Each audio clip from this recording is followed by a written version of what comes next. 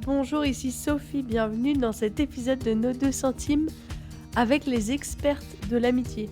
Vous vous rappelez, on s'appelle les expertes parce qu'on a un petit peu d'humour sur nous-mêmes, qu'on considère que ce qu'on dit est plein de sagesse et à la fois pas trop. C'est pour ça qu'on s'appelle les expertes.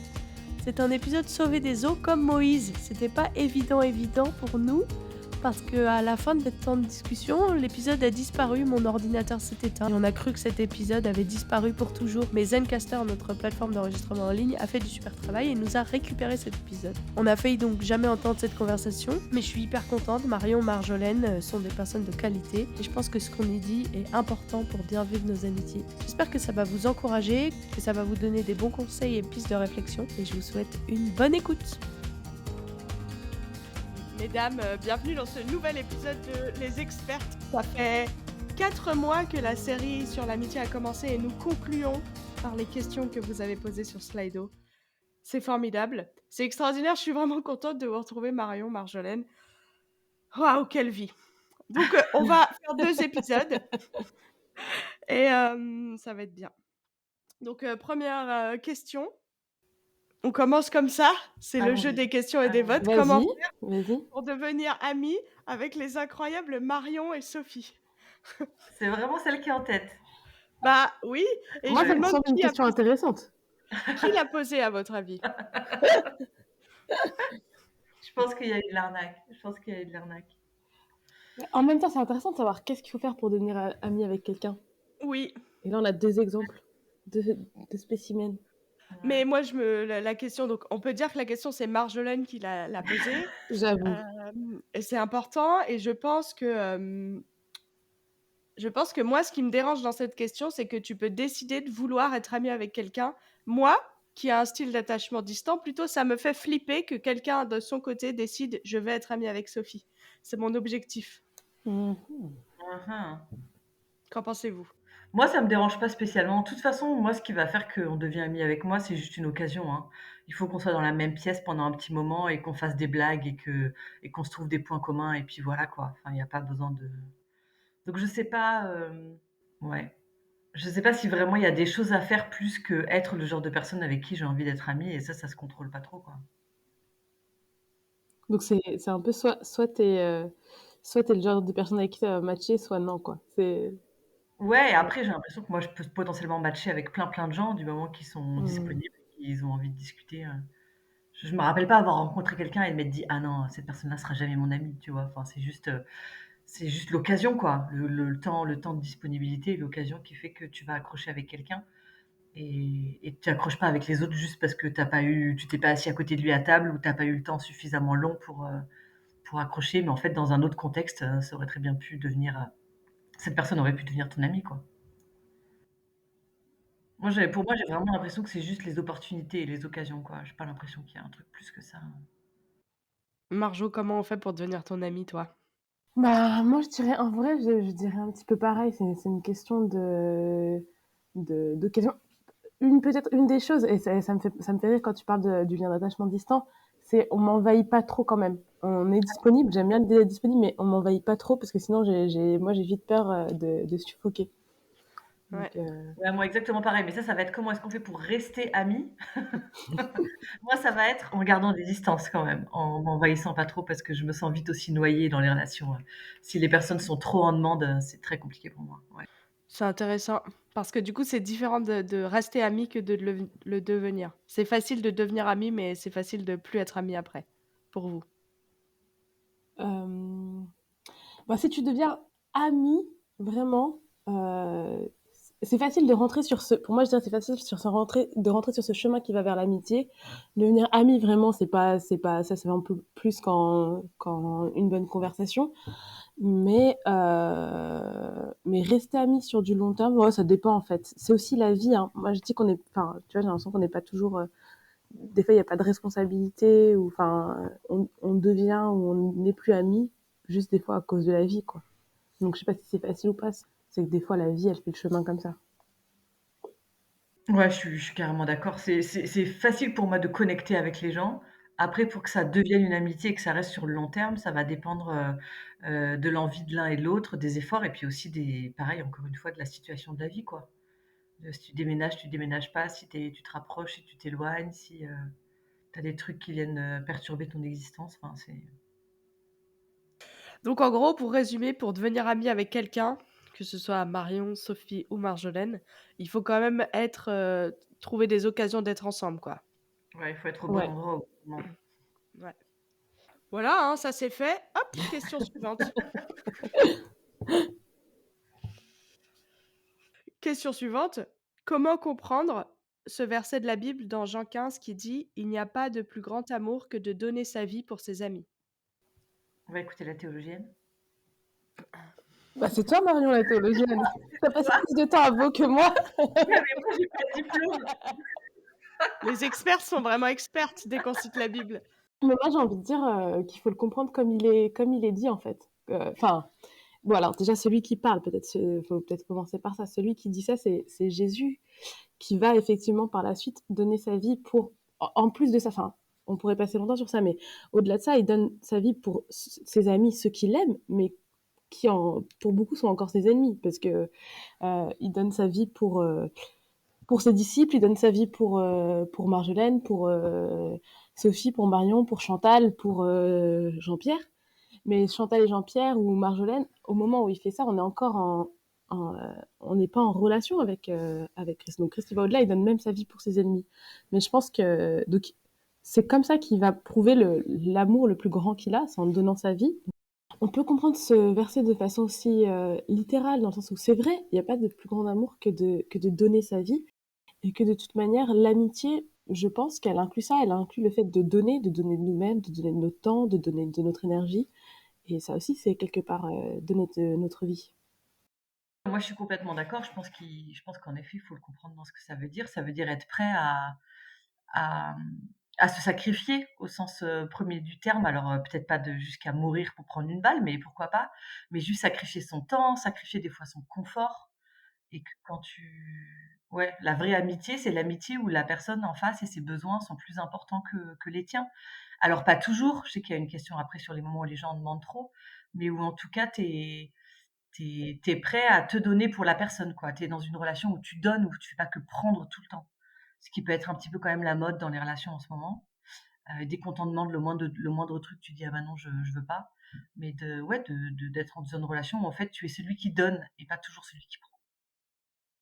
Trop intéressant. Ça me fait penser, la semaine dernière, c'était vendredi soir et je voulais aller chez des amis et j'avais la flemme, mais une flemme mais immense d'aller prendre le bus, de machin, d'aller dans le froid et tout et en fait, j'étais là en mode, ben, je peux juste annuler, genre ils vont comprendre et après je me suis dit: «Ben, en fait l'amitié c'est être là, c'est des fois sortir dans le froid et pas passer la soirée qui aurait été pas productive si j'étais restée chez moi parce que j'aurais Mmh. regardé des films» et c'était pour moi, je me disais: «Ben, en fait, j'ai envie de les voir, mais surtout j'ai envie, bah, c'est un sacrifice de sortir, mais je vais le faire parce que sinon il y a pas d'amitié» et je pense que c'est vrai que peut-être de plus en plus aujourd'hui, on peut annuler des trucs à la dernière minute parce qu'on veut prendre soin de soi et tout et c'est vrai, des fois, on peut annuler et ça va, on n'est pas esclave de tout ce qu'on doit faire, mais je pense que c'est important, comme tu dis Marion, qu'on se rappelle que, bah, c'est aussi du sacrifice, c'est aussi des fois faire des trucs, qui nous plaisent pas trop, c'est aussi faire une activité qui nous enjaille pas de ouf, mais qui fait plaisir à l'autre. Et je trouve que c'est vraiment être récalcitrant par rapport à cette idée que si ça te coûte dans la relation, c'est qu'il y a un problème. Les gens, ils disent ça. Si tu dois te forcer, si ça te coûte, c'est qu'en fait, t'aimes pas vraiment la personne, c'est qu'il y a un problème et tout. Mais ça, enfin, Jésus, Jésus, ça lui a coûté, quoi. Et au contraire, c'était une preuve, il s'est pas dit, ah non, non, mais si ça me coûte, c'est qu'il y a un problème. Ben non, au contraire. Donc, je pense il faut que nous, on apprenne à être des fois dans des relations qui nous coûtent, pas qui nous mettent à terre. On pourrait sans doute établir des limites et tout. Mais je pense, on est suffisamment narcissiques tous, même ceux qui ont l'impression d'être des victimes, suffisamment narcissiques pour en fait être plus tentés par le fait de prendre soin de soi avant des autres. Sur ça, je vous invite à aller écouter l'épisode sur les limites avec Hubert qui parle de ça et qui parle de l'exemple de Jésus et de cette phrase justement. Est-ce que ça veut dire qu'on doit tout sacrifier, que Jésus nous appelle à pas avoir de limites du Mmh, tout? mmh. C'est intéressant parce que Jésus, il avait des limites aussi. Et sauf que lui, ses limites, il les passait avec Dieu. Son repos, il le passait avec Dieu. Il le Ouais. passait pas sur Netflix ou à chiller sur son canapé et il le passe avec Dieu. Et je trouve ça intéressant aussi de dire aujourd'hui, en fait, quand on dit j'ai besoin de temps pour moi, j'ai besoin de me ressourcer et tout, c'est en général dans des choses qui ne nous ressourcent pas vraiment profondément. C'est plutôt dans des choses qui nous distraient du vrai repos. Et des fois, on va pas voir des amis, on fait pas des trucs pour se faire des amis en disant j'ai besoin de mon temps perso. Mais en fait, le temps perso, c'est pas vraiment ça qui nous ressource parce qu'on l'utilise pas forcément bien. Et donc, c'est aussi un appel à réfléchir à ok, c'est légitime d'avoir un temps pour soi et tout, et c'est une bonne chose. Jésus l'a fait, donc on peut le faire aussi. Mais comment est-ce qu'on se repose vraiment? C'est un appel à moi-même également à pas scroller de manière inutile pendant des heures sur Instagram. Ouais. Mais c'est marrant parce que moi j'ai déjà dit aux étudiants, donc je travaille pour les groupes universitaires et j'ai déjà dit aux étudiants: «Mais quand vous dites que vous pouvez pas parce qu'il faut que vous preniez soin de vous, vous prenez soin de vous ou vous prenez soin de votre péché?» Parce que des fois, c'est pas très clair, en fait, de quoi tu prends soin, quand tu restes une soirée. Des fois, il y a des gens qui sont suffisamment sains pour, en effet, prendre soin d'eux, prendre un temps de prière, aller faire une balade et tout. Mais il y en a d'autres, prendre soin d'eux, ça veut dire, en fait, être dans leur lit avec leur couette et de mater des trucs créneaux sur Netflix en bouffant de la junk food. On veut dire, est-ce que vraiment ça, enfin, de quoi tu prends soin, en fait? Moi, je soupçonne que tu prends soin de tes mauvais penchants et de ton péché. Du coup, moi, bon, voilà, quoi. Mais c'est pas tout le temps. Et il faut se reposer, mais c'est juste qu'en effet, il faut se reposer correctement. Mais c'est intéressant. Après, on va partir sur un autre sujet, mais du coup, parce que Jésus, quand il se repose, après, il a quelque chose à donner de son repos, en fait. Son repos, c'est un lieu où il va aussi chercher quelque chose qu'il va redonner ensuite. Ce que tu fais pas forcément quand tu vas juste larver, ce qui moi m'arrive aussi. Et en fait, tout t'as rien à donner après, voir tu es même encore plus desséché, quoi, si tu observes ça sur le long terme. Donc, quelque part, même dans cette démarche de repos, il y a une démarche de don, quoi. Excellent. Question suivante. Et vu que j'ai toujours pas masteré l'art de changer de faire des transitions, est-ce qu'on peut être attiré par une ou un ami? Bah, moi, j'ai envie de dire oui, de façon quasiment, je sais pas, pour moi, c'est peut-être, enfin, ça m'intéresse de savoir, j'aurais aimé savoir pourquoi cette question elle est posée, parce que pour moi, ça me paraît assez évident que oui, c'est une possibilité, et j'ai envie de dire que la plupart des couples démarrent comme ça. Mais je sais pas. Ce que vous en pensez, les filles? Ah oui, moi je suis complètement d'accord. Ça paraît même logique en fait que quand tu es ami avec quelqu'un, c'est que la personne te plaît déjà un peu. Sinon tu serais pas ami avec elle. Et puis qu'après, que en fonction des évolutions ou des circonstances de la vie, il y a un moment donné où tu as envie de plus que l'amitié. Moi, ça me paraît non seulement normal, mais même plutôt assez sain en fait, parce que euh, c'est beaucoup moins suspect que des personnes qui vont être attirées ou tomber amoureuses de gens à qui ils ont jamais parlé, tu vois? Ou juste ils l'ont vu traverser la rue, ils se sont dit: «Oh mon Dieu, ça y est, c'est sûr, c'est elle». Là, moi, je flipperais un peu plus, mais être attiré par un étranger dans la rue, je me dis: «Bon, peut-être pas bonne idée», mais être attiré par un ami, plutôt bonne idée après. Mais alors moi, je pensais que c'est intéressant, c'est moi qui ai écrit cette question parce que on a déjà parlé de comment savoir si on est amoureux dans des épisodes précédents des expertes. Et cette question, elle m'interpelle parce que j'ai l'impression qu'il y a une différence entre l'attirance amicale, justement, tu dis, Marion, les amis, ils me plaisent, mais pas forcément de manière amoureuse ou sexuelle, mais genre, si on est amis avec des gens, c'est qu'on les trouve cool, qu'on est attiré par leur humour ou je sais pas, mais c'est pas sexuel. Et du coup, c'est un petit peu comment est-ce que tu peux faire la distinction entre l'attirance sexuelle et l'attirance amicale? C'est pas pareil, tu vois, en principe.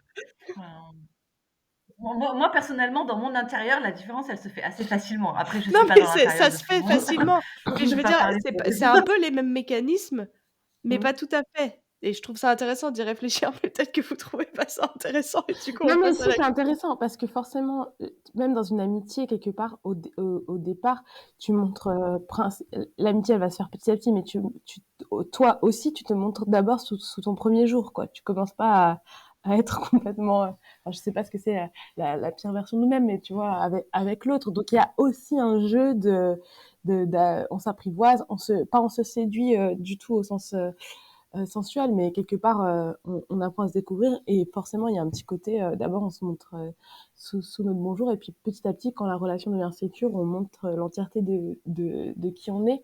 Mais pour moi, le mécanisme, il est différent. Enfin, parce que, en fait, non, c'est une très bonne question, Sophie. C'est peut-être pas si simple que ça. Moi, je dirais peut-être, c'est très théorique, hein, parce que le désir de fusion, moi, j'ai jamais eu, mais je dirais presque, si tu es dans une amitié où tu as un vrai désir de fusion, alors ce sera pas pareil pour tout le monde, mais dans le sens de passer tout ton temps avec cette personne-là, dans le sens d'avoir une proximité physique, quelle qu'elle soit, à mon avis, là, c'est un signe qu'en fait, t'es plus dans l'amitié pure, mais t'es déjà passé dans le fait d'être amoureux. Ah mais moi, je veux Euh, des câlins de mes amis. oui, mais c'est pour ça que je dis que le désir de fusion, ça prend plusieurs formes. C'est pas forcément que de la proximité physique. Ça peut être, tu vois, si t'as, parmi tous tes amis, s'il y a une personne en particulier avec qui tu as envie de passer, avec qui tu as tout le temps envie de câlin, et que quand tu as un problème, tu penses d'abord à cette personne-là pour voir qu'est-ce qu'elle en pense et tout, je pense que ce serait un signe, en effet, que tu es passé dans un truc qui est plus juste de l'amitié. Moi, personnellement, mais c'est parce que je suis complètement réfractaire au concept de meilleur ami, moi, personnellement, je fais la différence entre l'exclusivité et la non-exclusivité. Je suis pas du tout exclusive dans mes amitiés, alors que dans l'amour, je serai exclusive. Moi, c'est comme ça que je fais la différence. Mais il y a des gens, ils ont des meilleurs amis. Et ils ont un meilleur ami. Donc, du coup, ça leur parle pas du tout mon, mon truc. Mais moi, c'est juste que le concept de meilleur ami, c'est un concept que qui ne, je le comprends pas trop, je pense. Meilleurs amis au pluriel, mais une personne qui serait ton meilleur ami, ton âme sœur, etc. Moi, je l'ai pas vécu, hein, je dis pas que ça existe pas, hein. Je dis juste que moi, je l'ai pas vécu. Du coup, pour moi, je fais la différence comme ça. Soit c'est une relation vraiment exclusive, où j'ai envie, quand je suis avec cette personne, j'ai envie d'être qu'avec elle et pas elle avec d'autres personnes en plus. Et moi, je dirais, du coup, parce que je sais que j'ai dit qu'au début, une amitié, on se disait, mais je pense que si à un moment donné, ça devient un souci pour toi, par exemple, ce à quoi tu ressembles quand tu vas voir cette, enfin, tu vois, euh, si tu rentres dans un désir de séduction, alors qu'il y avait déjà une amitié installée, que tu rentres dans un nouveau désir de séduction ou que tu es préoccupé parce que l'autre va penser de toi, parce que nanana, je pense que là, tu peux voir qu'il y a autre chose. Euh, parce que normalement, tes potes, tu peux les voir en pyjama, n'importe quel moment, n'importe quel instant, ça te soucie pas, quoi. Et quand tu rentres dans un moment où tu veux re-rentrer dans quelque chose de j'ai envie de plaire à cette personne, c'est qu'il y a plus qu'une simple amitié. Après, je pense que ça dépend des cultures familiales, mais en effet, Ouais. s'il y a, tu te comportes intérieurement d'une manière différente avec une personne, c'est que probablement il y a quelque chose, quoi. Mais quelque chose qui peut pas, qui peut être là, puis qui peut partir aussi. Enfin, je veux dire, tout ça, ça peut fluctuer, quoi. Ouais, j'ai envie de dire, c'est pas très grave en fait d'être attiré Non, par une amie. je te rejoins là-dessus, moi, perso. Ouais. Mais après, ça dépend Ouais, je quel suis est ton d'accord. statut, quel est le statut de l'autre personne et tout. Et c'est à surveiller si t'arrives pas trop à gérer, d'avoir un comportement approprié avec cette attirance. Mais du coup, question suivante, qui est très appropriée. Comment gérer des attirances en étant marié envers des frères ou sœurs de notre église? Donc, c'est une personne mariée qui est attirée par des frères et sœurs de son église qui ne sont J'imagine. pas sa femme ou son mari. Ouais. Sinon, si c'était sa femme ou son mari, ce serait peut-être plus facile. C'est plutôt bien d'être attiré. Mais parce que, justement, c'est ce que j'allais dire. Il me semble que enfin, si on commence à être attiré par d'autres, je sais pas, perso, je suis mariée. Si je commençais à être attirée par d'autres personnes que mon mari, je me dis que peut-être un des premiers travaux à faire, c'est de travailler à ma relation avec mon mari, prendre du temps, le regarder à nouveau pour qui il est, pour ce que j'ai choisi. Enfin, c'est ça qui me tracasse, c'est que je me dis, si on commence à être réellement attiré. Et là, je parle pas juste, l'autre jour, tout à l'heure on discutait, je parle pas juste d'avoir de l'admiration pour quelqu'un ou d'avoir des gens qu'on trouve super chouettes ou même certaines personnes qu'on admire ou qu'on est fasciné par tel ou tel aspect de leur savoir ou de leur personne. Mais si on commence à avoir vraiment de l'attirance pour quelqu'un d'autre que son époux ou son épouse, pour moi, ça envoie plutôt un signal d'alarme sur l'état de la relation avec, avec son conjoint, quoi. Et le besoin peut-être de se recentrer sur cette relation-là, de nourrir cette relation-là, et de peut-être se mettre à distance des personnes par lesquelles on est attiré, quoi. Donc, ce que tu veux dire, c'est qu'on ne subit pas l'attirance, où on ne subit pas la non-attirance, mais on peut choisir de travailler à être attiré par les choses auxquelles on veut être attiré. Bah, oui, je pense carrément parce que enfin, je veux dire, notre époux, notre épouse, il y a forcément des choses qui nous ont attirés chez cette personne-là, mais qu'on peut un peu oublier au quotidien. Et comme on a dit, en fait, on choisit aussi comment on vit la vie avec l'autre. Et si on passe notre temps à ne pas se parler, à ne pas se voir, ou à gérer que le quotidien, ce qui peut très vite arriver, et qu'on prend jamais le temps de poser nos téléphones pour vraiment discuter ou faire les trucs qu'on aimait bien faire ensemble quand on s'est mis ensemble, quelque part, c'est une attirance qu'on peut délaisser, je pense, assez facilement. Parce que l'attirance, elle est née d'une relation qu'on a nourrie. En fait, l'autre, on aurait pu juste le trouver beau et sympa. Si on n'avait rien nourri, il se serait rien fait derrière. C'est parce qu'on a nourri cette attirance-là que ça s'est transformé en relation sérieuse et en mariage. Et quelque part, on peut arrêter de la nourrir aussi, cette attirance-là. Et, et à mon avis, c'est parce qu'on a fait ça que des fois on se retrouve attiré par d'autres personnes. Donc là, oui, je dirais, il faut choisir où tu investis euh, les relations, l'envie d'être avec l'autre et tout ça. Ouais. Trop intéressant. Ouais, moi je suis d'accord, je pense l'attirance comme un paquet d'autres émotions qui nous arrivent. En fait, elles nous arrivent peut-être sans qu'on les contrôle, mais on a un vrai poids d'entretenir ou de pas entretenir. C'est-à-dire, tu peux avoir un coup de sang, mais t'es pas obligé de te mettre en colère. En fait, tu peux choisir d'entretenir ta colère en te disant, mais vraiment, quel blaireau, quel débile, nanana. Ou tu peux au contraire commencer à essayer de reculer dans ta tête et de penser différemment. Et, euh, et je trouve ça marche pour la colère et ça marche aussi pour le crush où voilà, quelqu'un te plaît, tu le contrôles pas, ça arrive, c'est comme ça. Soit tu décides de l'entretenir en passant du temps avec la personne, en machin, nanana. Soit tu décides de pas l'entretenir et décider d'entretenir. Je pense on en a déjà parlé à mon avis enfin si je suis sûre qu'on en a déjà parlé, mais les gens Oui. s'imaginent souvent qu'ils sont un peu des victimes de leurs émotions. Et OK, c'est en partie vrai. L'émotion, elle peut t'arriver, mais en fait, enfin, je veux dire, on est quand même bien fichu. On a un cerveau, on a un esprit, on a une volonté qui fait que si les émotions sont des signaux d'alarme qu'il se passe telle ou telle chose en nous, en fait, on est capable après de les travailler pour aller dans une direction ou dans une autre. Donc, t'es pas victime de l'attirance que tu as pour les frères et sœurs à l'église. Tu peux soit l'entretenir, soit ne pas l'entretenir. Alors des fois, ne pas l'entretenir, ça va vouloir dire vraiment mettre des distances, même essayer de moins parler avec la personne et tout, si vraiment t'as genre un béguin de fou. Soit ça va juste être dans ta tête, changer de regard sur la personne. Et au contraire, comme disait Marjo, bah oui, évidemment, tu peux entretenir avec ton conjoint. Parce que oui, s'il y a de la place tout d'un coup pour qu'une autre personne commence à te plaire, c'est que peut-être il y a un truc dans ton couple qu'il faut retravailler, quoi. Excellent. Je ne peux que dire amen à tout ça. Je rajoute que si, enfin, ce que Marion elle dit sur être victime de ses émotions ou son attirance, et si c'est un schéma qui se répète, que en fait tu es complètement démuni face au truc qui t'envahissent et tu n'arrives pas à contrôler, encore une fois, c'est le moment d'aller demander de l'aide et tu n'es pas obligé de vivre comme ça. Il y a du mieux qui t'attend. Assuré. Trop bien. D'autres choses à dire sur l'attirance? Non, juste que, enfin, je pense qu'on l'a dit, mais il faut insister. C'est ah, comment on dirait en français, le spark, le moment où tu as cette attirance. Je pense qu'il faut pas se culpabiliser. Enfin, je pense à cette personne qui a posé cette question-là. Si jamais ça t'arrive d'être attiré par d'autres personnes, ne t'enfonce pas seul dans la culpabilité ou quoi que ce soit. Ça peut arriver à tout le monde de ressentir quelque chose, de trouver quelqu'un beau, de trouver quelqu'un. Qu'est-ce que tu en fais derrière et puis parle-en avec quelqu'un. Parle-en avec quelqu'un. Excellent. La question suivante, qui est un peu liée à ça parce qu'on a parlé du fait qu'on peut être attiré par un ami et ça peut mener à autre chose. Est-ce qu'on peut sortir de la friend zone? Comment? Alors moi, il faut que je commence par dire que je ne crois pas à la friend zone. Je pense que c'est une invention. Euh, enfin, je pense pas que les gens te mettent dans une case. Alors si, peut-être les ados au collège, mais je veux dire, les adultes, les vrais adultes matures émotionnellement, savent que justement le couple c'est souvent une amitié qui dérape, mais qui dérape dans le bon sens. Du coup, l'idée de dire si je suis amie, on va jamais me regarder comme quelqu'un qui sera potentiellement couple. pour moi, enfin, c'est inepte et comment je sais que c'est inepte? C'est que les statistiques de début de couple montrent que c'est inepte.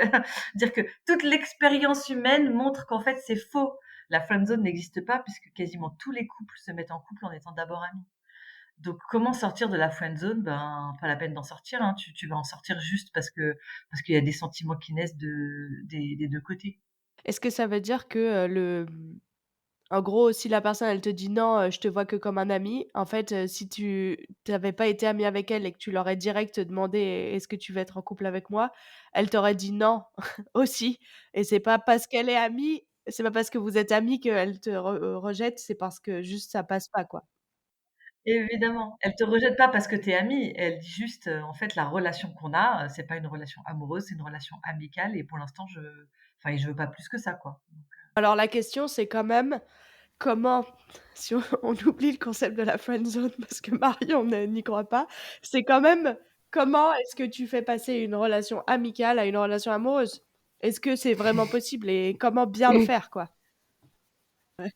Bah, en fait, tu peux pas le décider, c'est pas une seule personne qui peut le décider pour les autres, quoi. C'est pour ça que je pense que tu peux pas sortir de la friend zone parce que, enfin, même s'il y en avait une, je pense que tu pourrais pas, enfin, personne ne pourrait en sortir par lui-même parce que tu vas pas décider, tu peux pas agir sur les sentiments de l'autre, quoi. Donc, tu peux faire comprendre tes intentions à l'autre s'il est pas au courant, parce qu'en fait, il peut y avoir juste un gros silence. Il peut y avoir deux amis attirés qui se le disent jamais et qui restent pour toujours juste des amis. Donc tu peux faire comprendre ton intérêt à l'autre. Si l'autre, l'intérêt n'est pas réciproque, Mmh. soit ça va Bah se oui. débloquer naturellement, soit tu peux pas vraiment forcer les choses.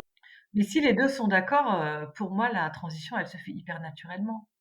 Heu, parce que je dirais on l'a déjà dit, mais c'est des émotions qui sont différentes, mais qui se ressemblent un peu. C'est un peu la continuité. Du coup, si les 2 sont d'accord, je pense pas qu'il y ait vraiment besoin de de, heu, de faire des «Attention, il faut qu'on fasse attention, on n'est plus amis, donc ça, on peut plus le faire». Enfin, ça si, tu restes amis, en fait, de toute façon. Quand tu passes de l'amitié au couple, tu restes amis. Du coup, c'est juste que tu ajoutes des choses, tu enlèves rien. Du coup, j'ai pas l'impression que la question de la transition, Si ça peut, je pense, parce que pense à ces amis que tu connais depuis. Enfin, moi, je pense, par exemple, aux gars avec qui j'ai grandi à l'église, que je connais depuis l'école du dimanche, que j'ai vu manger leur crotte de nez et tout ça, où tu as une certaine proximité, où Marion, toi, t'évoquais quelqu'un dont tu as changé les couches et tout ça. Tu as une certaine proximité qui rend presque l'autre personne membre de ta famille, et donc il peut y avoir même une proximité physique qui est innocente pendant très longtemps parce qu'il y a un lien presque. Et ben si ces relations, tu vois, moi c'est des relations dont j'ai même du mal à imaginer qu'elles puissent évoluer vers une relation amoureuse, mais si ces relations-là, et pourtant adultes, c'est possible, si ces relations elles devaient évoluer, peut-être que parfois il y a besoin de verbaliser le changement intérieur de l'un ou de l'autre pour dire, ben, moi j'apprécie toute notre amitié, mais il y a plus que ça pour moi. Enfin, dans des amitiés comme ça, je pense que parfois ça a peut-être besoin d'un éclaircissement plus clair, plus officiel, il me semble.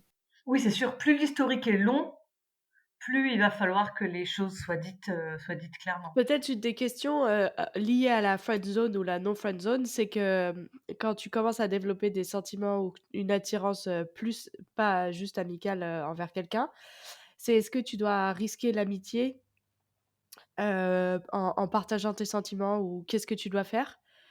Parce que je pense que c'est une des peurs qu'il peut y avoir, à dire, «Bah, là, j'ai ça qui se développe, qu'est-ce que je fais avec ça si on est bien amis, quoi?»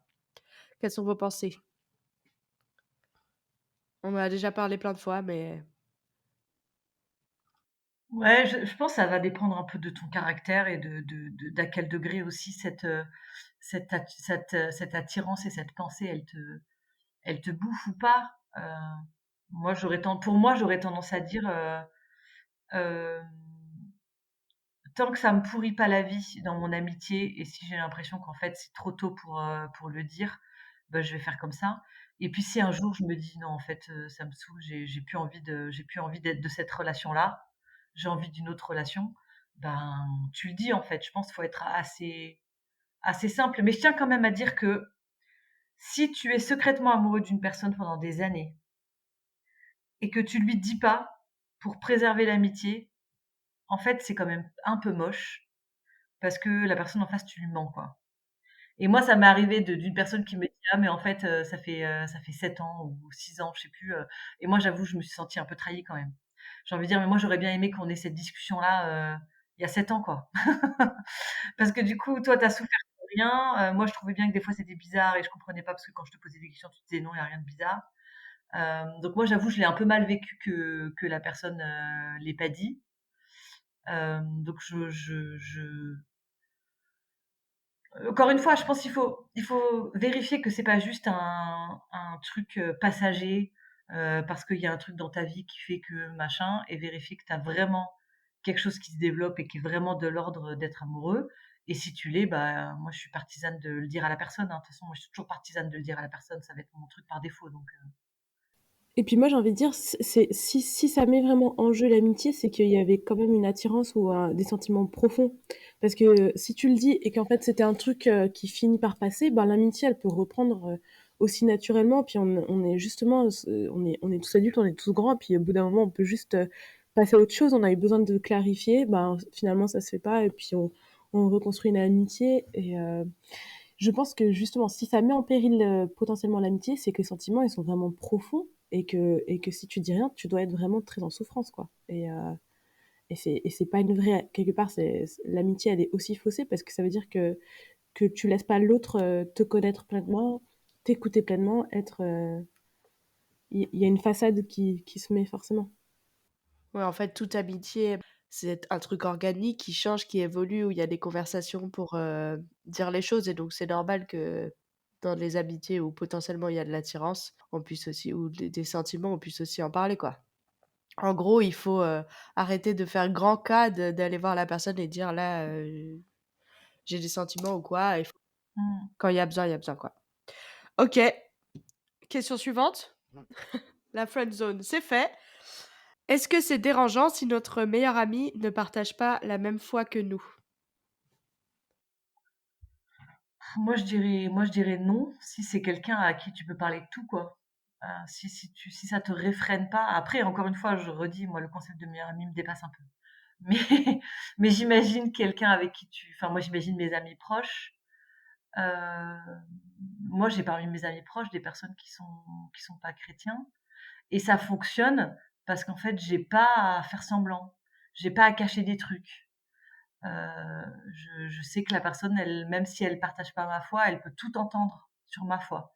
Elle peut entendre mes questions, elle peut entendre mes doutes et tout, mais on y est arrivé là au bout de 12 années d'amitié, quoi. Donc, pour moi, c'est possible si vraiment tu as cette amitié suffisamment honnête et transparente pour que tu n'aies pas besoin de pas tout dire ou de dire les choses d'une façon parce que tu as peur que la personne elle trouve ça bizarre ou qu'elle soit choquée, etc. Si tu es dans une amitié où en fait c'est pas un sujet dont on peut parler, la personne elle veut pas te parler de ça, elle veut pas que tu parles de ta foi, elle trouve ça nul et tout, bon, peut-être interroge le concept de meilleur ami. Mais Ouais, moi je dirais pareil. Je pense que tant que t'as la liberté d'être qui tu es vraiment, de partager ta foi tranquillement, de pas marcher sur des œufs avec ça, surtout si c'est un sujet qui est vraiment important pour toi.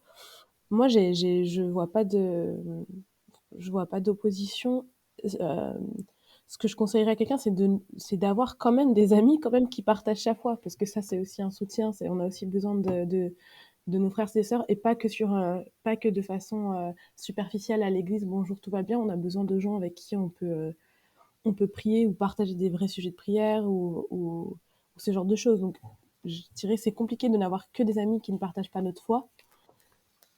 Que notre meilleur ami ne partage pas notre foi, moi, je vois pas d'opposition à ça.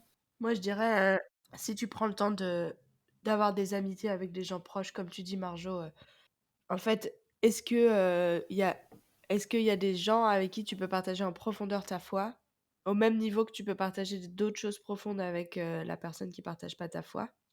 Parce que sinon, le risque, je crois, c'est que t'aies personne dans tes angles morts qui ait envie que tu honores Dieu avec ta vie, tes choix et tout, et qui peut te rattraper des fois en disant, bah là, franchement, c'est pas cool et tout. ou qu'est-ce que Dieu il en pense, ou des choses comme ça que ton ami qui partage pas ta foi, il peut pas dire en fait. Et ton ami qui partage pas ta foi, il peut être très gentil, avoir des très bonnes valeurs et tout, mais et donc aussi te rappeler en disant là t'es pas très gentil ou là parce qu'il a des valeurs comme toi. Mais au final, c'est important d'avoir, je pense, des gens qui peuvent mettre Dieu ou te rappeler que Dieu est là. Ouais. Après, je pense qu'en réalité, alors moi, cette question m'a fait pendant pendant mon adolescence et ma vie de jeune adulte, moi, ma meilleure amie, elle était musulmane, donc il y a aussi un rapport à la foi et un rapport à Dieu, où je pense qu'elle était capable de me dire, mais je sais pas, vous priez pas dans ces cas-là, les chrétiens? Enfin, tu vois. Donc c'était aussi certainement, j'aurais eu du mal, pour être 100% honnête, à être meilleure amie avec quelqu'un qui est passionné par la sorcellerie, parce que tu vois, là, on est dans deux mondes. Mais comme j'aurais du mal à être amie avec quelqu'un qui a des opinions politiques hyper différentes de moi, j'aurais du mal à être meilleure amie avec quelqu'un qui...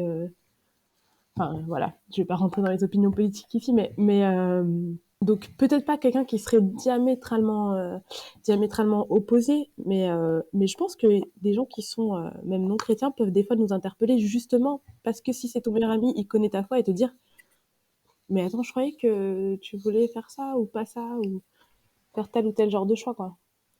Mais ça veut dire qu'il y a un vrai partage, ça veut dire qu'il y a un vrai respect de l'autre dans ce qu'il est, et il n'y a pas l'envie. Ça, c'est peut-être le danger. C'est si on est dans une meilleure amitié, enfin une amitié profonde comme ça, dans l'espoir de changer l'autre, là, ça peut peut-être rendre l'amitié compliquée. Et ce sera peut-être ça le challenge, parce que quelque part, si c'est notre meilleur ami, on l'aime et on a envie qu'il découvre notre foi et qu'il rejoigne notre foi. C'est là où il va falloir mesurer comment on vit ça, cette Je vous passion-là. invite à aller écouter les 2 épisodes sur être amis quand on n'a pas les mêmes croyances, où on parle de ça justement de. Et je trouve que dans ces 2 épisodes, on peut voir qu'en fait, sur les 4 personnes qui discutent, qu'il y a vraiment des points communs, des valeurs communes, et que c'est ça qui est beau dans l'amitié. Et du coup, on voit que ça rend pas les choses impossibles. Et moi, je questionnerais quelqu'un qui n'a aucune amitié proche avec des chrétiens et qui a que des amitiés proches avec des gens qui ne partagent pas sa foi. C'est quoi qui l'empêche d'aller développer des amitiés profondes avec des chrétiens? Est-ce qu'il y a des peurs? Est-ce qu'il y a des insécurités ou je sais pas quoi, ou des traumatismes qui se sont passés dans l'église? Parce que, ouais, je sais pas, pour moi, il y aura des questions à creuser. Et l'inverse aussi est malsaine. Moi, je connais le cas inverse des personnes qui ne sont amies qu'avec des gens qui ont les mêmes croyances qu'eux et qui sont incapables d'entrer en relation et de connecter avec quelqu'un qui se dit agnostique ou musulman, etc. Et là, pareil, ça pose un vrai problème. Qu'est-ce qui fonde ta foi? Qu'est-ce qui fonde ton identité? Est-ce que c'est ta relation à Dieu, une relation à Dieu qui, comme on l'a dit tout à l'heure, est une relation qui donne, qui est ouverte sur les autres, ou est-ce qu'en fait c'est un dogme qui t'enferme complètement et dans lequel tu t'enveloppes comme un pyjama douillet, mais qui est pas quelque chose qui va t'ouvrir sur l'extérieur, quoi.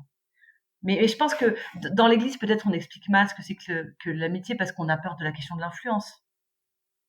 T'as évidemment peur parce que quelque part on se construit et on ressemble aux gens avec lesquels on traîne le plus. Et peut-être, mais en même temps, quand tu atteins une certaine maturité chrétienne aussi, je pense que tu es capable d'être la même personne et d'être intègre avec qui tu es dans toutes les sphères de ta vie. Et dans ce cas-là, pour moi, il y a plus aucun danger, quoi. Peut-être il y a une phase de notre vie chrétienne, où on a besoin de se protéger un peu c'est possible, hein. Mais là, si vous nous écoutez et que vous êtes entre 25 et 40 ans, bon, normalement, vous êtes censé être suffisamment adulte maintenant, émotionnellement et affectivement pour être capable euh, de gérer, d'être proche avec des gens qui sont pas d'accord avec vous, quoi. Et si c'est pas le cas, faites-vous aider. Du coup, ça fait une très bonne transition à la dernière question de cet épisode, parce que dans les épisodes se faire des nouveaux amis ou être ami avec les gens quand on n'a pas les mêmes croyances, on a parlé un petit peu de comment se faire de nouveaux amis, comment parler aux gens, mais j'ai entendu que peut-être on n'a pas été assez pratique ou assez concret dans qu'est-ce que tu fais quand il y a quelqu'un que tu trouves cool et que tu as envie de discuter avec cette personne pour être ami. On en a parlé au début de l'épisode, mais là, c'est le moment un peu gênant du WikiHow, il y a quelqu'un que tu trouves cool à l'église ou dans ta promo et tout. Et comment on fait? Donc, on fait comment pour créer une connexion amicale avec quelqu'un qu'on connaît pas? Des idées pratiques, please. Ça m'a fait trop rire cet épisode parce que j'ai repensé euh, quand je suis quand je suis retournée à la fac à Chambé à un moment donné dans ma ville d'origine, il y a une fille que j'ai rencontrée et on parlait de la promo. Bon, j'étais en droit, puis les gens ils ont l'air un peu tous coincés, pincés, quoi. Bref, importe. Et j'ai dit, moi, de toute façon, j'ai dit à cette fille qui elle n'était pas de Chambéry, tu vois, elle venait de sa vallée perdue en Haute-Savoie, elle avait pas de réseau sur Chambé. Et moi j'ai dit, de toute façon, je suis pas là pour me faire des amis j'en ai déjà. Et elle m'a dit plus tard, des mois plus tard, quand tu m'as dit ça, j'étais dégoûtée parce que t'étais la seule fille que je trouvais qui avait l'air sympa. T'étais en train de me dire, moi, je suis pas là pour ça. Et en fait, cette fille, on est devenue copine. Je l'aime énormément et puis elle est, enfin, voilà, on est devenus vraiment amis. Mais en fait, elle a été juste hyper sympathique, hyper joviale. Elle m'a invitée à boire un café chez elle, dans son appart. Enfin, et en fait, elle a juste été super cool et proposante. Et en fait, ça a suffi je sais pas si ça marche à chaque fois comme ça, hein, mais là, ça a marché et on est devenues bonnes copines. Donc, même si quelqu'un peut être un peu, et c'était peut-être pas très judicieux de ma part d'être là, de toute façon, je suis pas là pour ça, je suis pas là pour ça, non, non, non. Et ben en fait, soyez sympa, soyez proposant, et si ça clique, ben ça va cliquer quoi. C'est les occasions, c'est de passer du temps ensemble et proposer des choses simples. En fait, je pense qu'il faut pas avoir peur de proposer. Bah, au pire, la personne elle dit non, puis on est fixé, et au pire, elle dit oui, on va prendre un café, et puis les choses peuvent démarrer quoi. Donc je dirais inviter les gens à boire des cafés ou du thé ou ce que vous voulez. On mangeait des frites. À manger la Bien bouffe, enfin sûr. Bien inviter les sûr. gens. Ouais, moi je suis complètement d'accord, hein. Je veux dire, c'est en passant du temps avec les gens que le truc va se faire ou pas. Donc il faut oser proposer, oser venir chercher la discussion, venir parler aux gens, heu, et pas se ouais, enfin juste, alors du coup, Wikio, étape 1, bonjour, je m'appelle machin, je me présente. Étape 2, avoir une conversation sur les faits. Étape 3, avoir une conversation sur les pensées. Étape 4, avoir une conversation sur les émotions. Et puis passer du temps ensemble. Passer du temps ensemble, avoir ces conversations-là aussi en faisant des trucs, pas juste.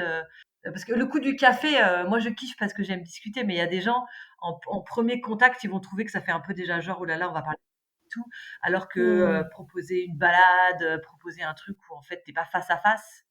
Pour les gens pour qui ils ont Ouais. besoin un peu plus de temps pour être face à face avec quelqu'un qui préfère être à côté au début, parce que c'est moins impressionnant. Proposer des activités où t'es côte à côte plutôt que face à face, ça c'est pas mal aussi pour démarrer une amitié. Ou inviter plusieurs personnes à la fois. Si c'est dans le cadre d'une promo, propose à un petit groupe, venez, on va boire un coup après les cours, qui veut venir? En Ouais. fait, soyons invitants. Pour contrer les soirées Netflix. Ouais, grave. Moi, je rajouterais qu'il faut laisser du temps. Genre, ça n'a pas besoin d'être intense tout de suite. Juste être ensemble, ça peut permettre que des choses se passent. Moi, sur l'épisode sur être ami, enfin, se faire de nouveaux amis, j'ai partagé l'expérience de la chorale. 4 mois plus tard, mon retour d'expérience, c'est que bah, je suis pas amie avec les gens de la chorale, mais je crois qu'on a de plus en plus de plaisir à être ensemble. On est allé manger des frites après une répète et tout. Et je me dis, ben, en fait, c'est chouette, ça a créé l'espace pour que des connexions se passent. En même temps, c'est bizarre parce qu'on est là pour faire de la chorale, pas pour être amis. On se voit pas beaucoup. Enfin, mais ben, s'il doit se passer un truc amicalement, bah, il se passera un truc parce qu'il y a de l'espace pour. Et puis, moi, je trouve cool que d'être ami avec moi. Et ça a l'air d'être des gens cool. Et j'aimerais bien apprendre à les connaître plus, mais on y va tranquille. Et je trouve que ne pas être dans ce besoin-là vital de il faut absolument que je sois amie avec ces gens, sinon ça veut dire que j'ai pas de valeur, ou sinon ça veut dire que je suis pas intéressante s'ils s'intéressent pas à moi. En fait, peut-être qu'ils ont d'autres Mmh. problèmes dans leur vie, peut-être qu'ils ont pas l'espace, peut-être que c'est moi qui dois poser des questions pour m'intéresser à eux parce que eux ils savent pas faire ou qu'ils sont trop fatigués le mercredi soir ou je sais pas. Mais je pense se décentrer que notre valeur est pas validée par le fait qu'ils ont envie d'être amis avec nous ou pas quoi. Yes. Et moi, je dirais même si on veut aller plus loin que le simple contact et commencer quelque chose qui ressemble à de l'amitié, il faut être vulnérable. Moi, je vois on est passé à autre chose avec les mamans. Il y a les enfants qui jouent dehors, il y a les mamans. Tu passes à autre chose à partir du moment où tu partages là où tu galères avec ton gamin. Et là, tu rentres dans des discussions plus vraies que ah, il fait pas beau aujourd'hui. À partir du moment où tu dis «Oh, on sait pas comment gérer ça, en ce moment, il nous fait ci, il nous fait ça». Et ben là, ça y est, tu rentres dans de la vraie, donc si on veut aller aussi un peu plus loin, je pense que la vulnérabilité, ça va être une Ouais. étape un Et en peu même temps, pas obligatoire. tout le Mais il temps. faut pas commencer par Ouais. ça. Rapport d'expérience. De ma part, moi j'ai appris avec, dans la douleur qu'en fait il y avait des gens, ils avaient besoin quand même de passer par justement l'échange de faits, et avant de passer tout de suite à, et donc toi ton enfance comment ça s'est passé? Quelle relation tu as avec tes parents? Et si vous êtes du genre à vous ennuyer dans ce genre de conversation, et ben faites un effort. Et si vous êtes du genre à avoir du mal à Mmh. sortir de cette étape-là pour aller vers la vulnérabilité, bah faites un effort parce qu'en fait, il va pas y avoir d'amitié vraiment si tu dépasses pas ces stades-là, quoi. Et en même temps, si tu veux rentrer dans une amitié sans faire violence aux gens, et ben il faut accepter le rythme, il faut accepter de passer par les étapes. Il fait beau aujourd'hui, la grève s'est fait assez relou et puis hop, on passe à Mais c'est ça, il faut sentir un peu le retour des gens. Si tu tentes, tu lâches un petit peu des trucs, genre: «Ah, c'est chaud ça, c'est difficile» et puis si les gens, en fait, ils réagissent pas, ils rebondissent pas dessus, ça veut dire qu'ils sont peut-être pas prêts ou pas dispo pour ça, quoi. Ouais. Mais ce que Sophie t'a dit, c'était important. Si on a compris qu'on avait de la valeur avec ou sans ces amitiés-là, il y a plus de rush, il y a plus d'urgence, on peut y aller tranquille. Merci pour cet épisode.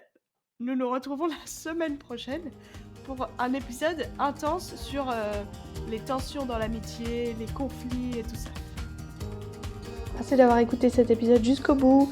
Si vous avez apprécié, n'hésitez pas à le partager ou à lâcher des petites étoiles sur la plateforme d'écoute où vous êtes. Ça va nous aider à ce que nos 2 centimes soient plus connus. On est vraiment reconnaissant pour cette saison sur l'amitié et on espère que ça vous donne envie de travailler pour que vos amitiés soient belles, nourrissantes et bénissantes.